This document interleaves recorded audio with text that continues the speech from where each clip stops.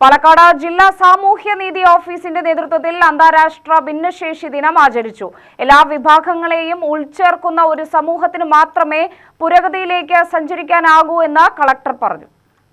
Dhoni Leeds college of മാനേജ്മെന്റിന്റെ സഹകരണത്തോടെ നടന്ന പരിപാടി MDM സുനിൽകുമാർ ഉദ്ഘാടനം ചെയ്തു.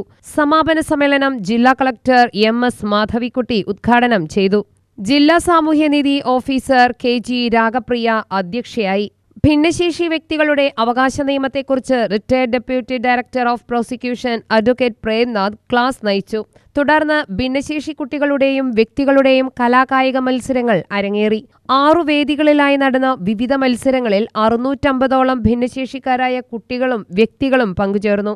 കലാകായിക മേഖലയിൽ മികവ് പുലർത്തിയ ജംഷീല, സഞ്ജയ് എന്നിവരെ കളക്ടർ ആദരിച്ചു. പങ്കെടുത്തവർക്ക് പ്രോത്സാഹന സമ്മാനങ്ങൾ നൽകി. Leeds college principal doctor Thomas George, senior superintendent Seethadevi, junior superintendent Adarsh, മൂസാപതിയിൽ LLC കൺവീനർ ഗോവിന്ദ്, ഭിന്നശേഷി സംഘടനാ പ്രതിനിധികളായ ചന്ദ്രമോഹൻ, KM ഹാരിസ്, മേജർ സുധാകർ പിള്ള, രമേശ്, ഖാദർ മൊയ്തീൻ തുടങ്ങിയവർ സംസാരിച്ചു. UTV news, Palakkad.